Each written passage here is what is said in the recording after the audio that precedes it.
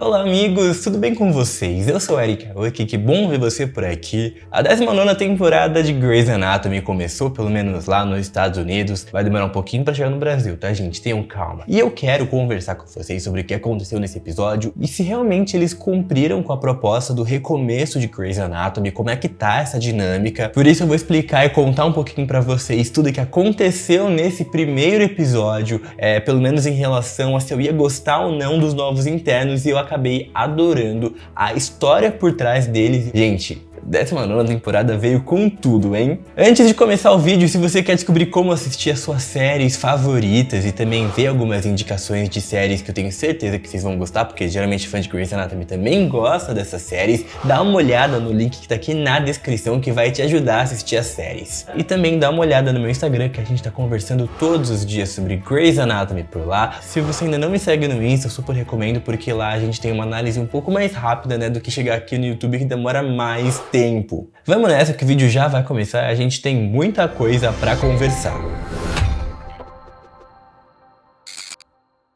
A primeira informação relevante que eu quero contar pra vocês é que do último episódio da 18ª temporada agora pro primeiro episódio da 19ª temporada se passou um período de mais ou menos 6 meses, o que é bastante tempo, é um pulo temporal um pouco maior do que a média de Grey's Anatomy, né? Geralmente ali no máximo uns 3 meses, então 6 meses aconteceu muita coisa. A temporada vem muito renovada. Do que ela parou na 18ª temporada, muitas coisas acabaram já se resolvendo. Eles deixaram os arcos pra trás mesmo, esquecidos no churrasco, e tanto faz, eles não se importaram muito com isso. E eu consegui entender por que, qual foi a proposta deles com isso. Imagino que esse negócio de renovar Grey's Anatomy para trazer esses ares novos acabou surgindo mais por metade da última temporada. Algumas coisas que começaram no começo da última temporada ficaram esquecidas mesmo no churrasco, principalmente o arco do Owen e da Ted, mas a gente vai chegar nesse assunto mais pro final e eu vou explicar para vocês o que aconteceu, né? Eles que estavam até então foragidos.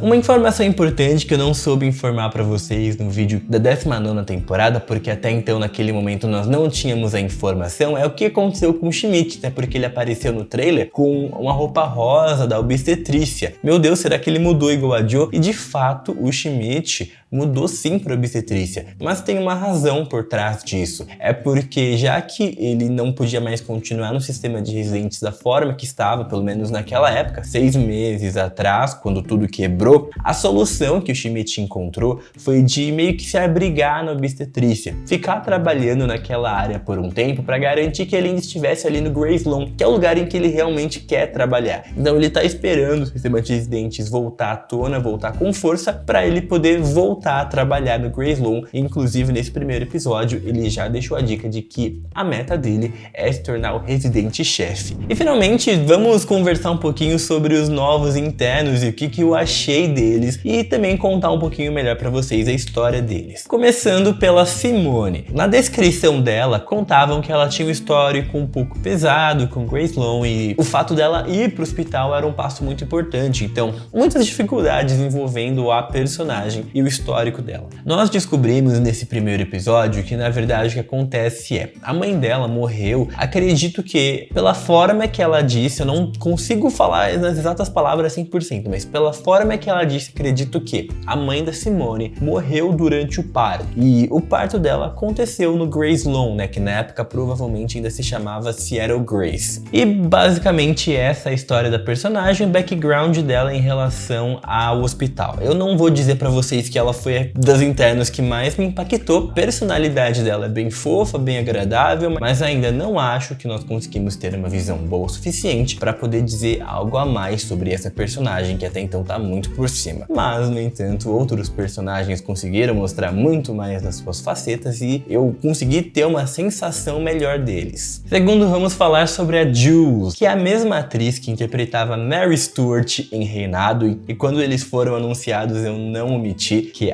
de todos o que eu mais estava ansioso para ver era a Jules, justamente porque eu gostava muito da atriz no seu papel como Mary Stuart. Ela veio com muita força e ela vem claramente como uma referência da própria Meredith. Todo o caso dela já ter dormido com o atendente antes mesmo dela descobrir que ele era tecnicamente o chefe dela. E aí tem até uma dica, né, uma referência da Meredith que ela fala assim, vixe, só toma cuidado com os elevadores, né, que ela fala isso pro Link. Tecnicamente, então, ela seria meio que a protagonista desses novos internos? Não, até porque pessoalmente achei que até então ela foi bem apagadinha. Introduziram essa historiazinha dela com o Link, mas também não foi nada que surpreendeu. Foi realmente uma coisa ok apenas. E sim, eu citei essas duas primeiro porque eram coisas mais rápidas e não muito aprofundadas, mas agora dos próximos que eu vou comentar, nós conseguimos ter uma perspectiva melhor dos personagens. Começando pelo Lucas, que uma informação que nós não tínhamos, mas que veio à tona agora, é que ele é sobrinho do Derek e também sobrinho da Amélia. Pela forma que a Amélia e a Meredith descreveram, ele também é meio que a ovelha negra da família, da mesma forma que a Amélia. E a Amélia consegue identificar muito dela nesse personagem. Porém, o Lucas sempre teve o Derek como seu grande herói, como seu grande ídolo. E ficou muito claro porque ele participou de uma cirurgia que foi o transplante triplo, né? Uma coisa super, hiper radical que aconteceu nesse episódio, muito rara. E ele soltou uma frase muito memorável, né? Já que o Derek era seu herói, ele disse antes de começar a cirurgia, é um belo dia pra salvar vidas. Gente, ali eu comecei a lacrimejar, porque eu sou muito fraco com essas coisas, né? She loves nature and she's about to be a grandmother. It's a beautiful day to save lives. It's a beautiful day to save lives. Derek was a god to him. I know. And Lucas was Derek's favorite nephew. Ainda mais quando colocam referências antigas a personagens que já morreram, eu fico muito emocionado. E quando ele falou isso com aquela musiquinha, a Meredith e a Amélia se abraçando, eu desabei, fiquei chorando igual uma criancinha aqui assistindo, mas foi muito bom. Eu achei que isso trouxe muita profundidade pro personagem e também logo de cara nesse episódio ele foi um dos únicos que cometeu um grave erro. Já mostra que ele vai ter um longo caminho a trilhar aí pela frente porque ele é um pouquinho atrapalhado. Não que isso torne ele um médico, um cirurgião ruim, mas ele tem muita coisa a aprender ainda. Sinceramente, da energia que eu senti dele, eu acho que ele seria meio que o George dessa nova leva de internos, né? No entanto, ele é muito bem conectado ali, afinal, ele é sobrinho do Derek Shepherd e também de Amélia Shepherd, então, gente, esse menino vai ter uma evolução incrível. Sobre a Yasuda, ela é a personagem que traz aí o seu humor negro, né? Eles mesmos utilizaram esse termo, por isso que eu utilizei, né? Mas enfim, ela solta umas piadinhas super nada a ver e ela precisa aprender a controlar melhor isso. E eu acho que a melhor forma dela aprender é da mesma forma que aconteceu na série. Até então, pra eles, toda essa coisa de medicina e eram só teorias, né? Eles aprendiam na faculdade. Agora é que eles realmente estão trabalhando ali, vendo as coisas na vida real e percebendo a seriedade de tudo isso, a gente vê que eles começam a cair na real. E eu acho que a Yasuda vai acabar percebendo isso mais pra frente. Ela é uma personagem que, se eu tivesse que relacionar ela a algum dos internos antigos, talvez ela seria meio que o Alex, não sei, talvez... Não sei, gente, talvez o Jackson... Difícil, nem todos eles se encaixam muito certinho assim em alguns internos antigos, né? Mas enfim, né? Eu preciso analisar isso melhor pra ver qual parece com qual. Os que eu tô falando aqui pra vocês são só coisas que ficaram muito óbvias, mas nem todos ficaram tão óbvios assim. E por fim, eu deixei pra falar do Blue, que é o mais polêmico até agora. Claramente, ele tem uma pegada Cristina Yang. Não na questão do humor, na verdade, o humor da Yasuda acaba que lembra um pouco da Cristina, porque a Cristina que tinha esse humor, né? Mas o Blue traz o outro lado da Cristina, que é o lado o melhor de todos, que sempre ganha, que é sempre o melhor, que sempre consegue o que ele quer, e ele é extremamente articulado, ele consegue manipular as pessoas ao redor dele, ele consegue fazer as coisas para que tudo aconteça da forma exata que ele quer. Deixando isso claro, quando ele teve que consolar uma mãe, né, que estava pensando se ela iria autorizar ou não o transplante de órgãos, que é o transplante de órgãos triplo que eu comentei com vocês, ele simplesmente inventou uma história mirabolante, se colocou como uma pessoa que entendia 100% da dor da mãe, e aí ela ficou super sentida e tocada e convencida pelo Blue, sendo que na verdade era uma história falsa.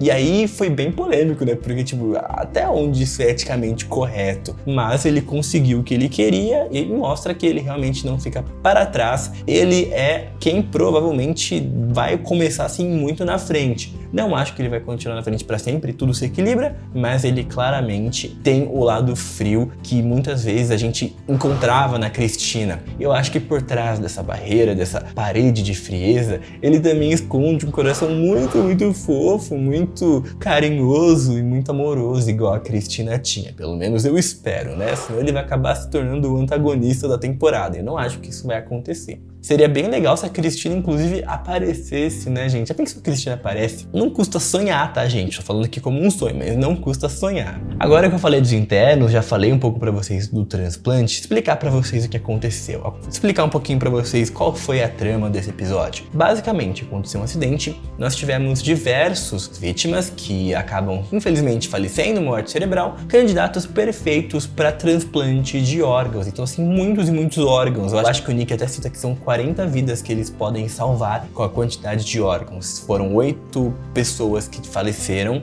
e 40 pessoas que podem ser salvas. Um desses casos é um caso especial porque é um transplante triplo, que eu não sei exatamente o que é um transplante triplo, né? Porque claramente eu não sou da área da saúde e aparentemente é uma coisa super rara, mas pelo que eu entendi é um transplante que uma pessoa recebeu 3 órgãos de uma vez só. Não sei, gente, se alguém soubesse o que esse transplante triplo é, me explica aqui, porque a parte médica é o meu fraco, não tem jeito. Falando um pouquinho sobre a relação da Meredith com o Nick, que acabou de uma forma conturbada na 18ª temporada, lembrando que 6 meses se passaram e nesses 6 meses eles ficaram afastados, não tiveram muito contato aparentemente, e nesse episódio, por causa do transplante, o Nick, que é um cirurgião especialista em transplantes, claro que estava presente ali e foi a oportunidade deles conversarem um pouco mais e se entenderem. A Meredith acabou criando algumas barreiras, a Meredith que também aceitou se tornar a nova chefe de cirurgia, que é uma informação que eu inclusive tinha esquecido de comentar com vocês, mas estou comentando agora, colocou uma barreira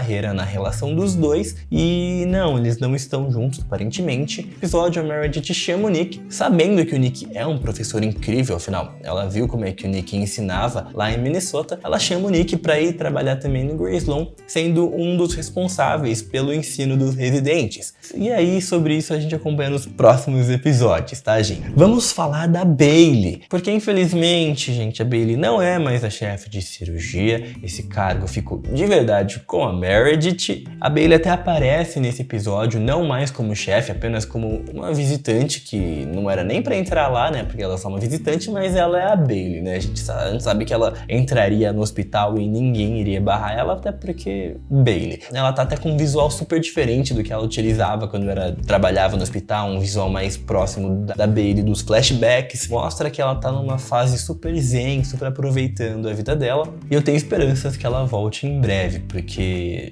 Grey's Anatomy sem Bailey não dá, né, gente? E por fim, eu quero falar com vocês sobre Owen e Ted, que até então eram foragidos da polícia e agora eles retornaram, se passaram 6 meses desde tudo. O Owen está claramente bronzeado, né? Não sei onde ele estava passando esse tempo de fugitivo. Eles estão pagando um advogado super caro e aparentemente Owen está com a sua licença médica cassada. Ele precisa passar 6 meses sendo supervisionado, mas acredito que ele possa eventualmente praticar a medicina normalmente depois desse período. E isso se no processo ele conseguir ser inocentado. Claramente esse arco do Owen e da Ted foi bem largado para trás porque eles viram que ia ser muito difícil de desenvolver ou simplesmente acharam que o arco dos internos seria mais legal. Eu acho o arco dos internos mais legal, mas eu queria sim que o Owen e a Ted tivessem sofrido consequências, porque parece que eles fizeram um monte de coisa e nada aconteceu. Então fiquei um pouco frustrado sobre isso, não gostei dessa parte. Já não sou muito fã do Owen no geral, né, dos arcos dele atualmente, né? Acho que ele já foi muito mais interessante, ele era um personagem muito mais interessante quando tínhamos a Cristina. Mas tudo bem, ele vai voltar aí pra vida normal e, enfim, vamos ver o que vai acontecer com ele nos próximos episódios. E bom, gente, foi isso aí do episódio 1 da 19ª temporada. Falei um monte sobre os novos internos, espero que vocês tenham entendido um pouco melhor agora quem são os novos internos, quem que a gente tem que ficar de olho. Não esquece que aqui na descrição tem uma dica de como assistir as suas séries favoritas e indicações de séries que todo fã de Grey's Anatomy gosta e provavelmente você vai gostar também. Então, para descobrir como assistir suas séries favoritas, o link tá aqui na descrição. Não esquece de se inscrever aqui no canal e deixa o like aqui nesse vídeo, tá, gente? Vocês sempre esquecem de deixar o like e eu fico, poxa, será que eles não estão gostando do vídeo? Então deixa o like aí, se inscreve, me acompanha no Instagram. Foi isso aí, amigos. Muito obrigado por você ter assistido esse vídeo até aqui. Eu vou ali tomar uma aguinha que minha garganta já está cansada. Obrigado e até o próximo vídeo. Até lá, tchau, tchau. Ah, um aviso, inclusive. Os vídeos semanais de Grey's Anatomy não são mais segunda-feira, agora eles são sexta-feira. A não ser que tenha um atraso. Pode ser que eles saiam no sábado ou no domingo, mas o certo é sair na sexta-feira agora. E eu pretendo não ter nenhum atraso. Um abraço, gente. Tchau, tchau.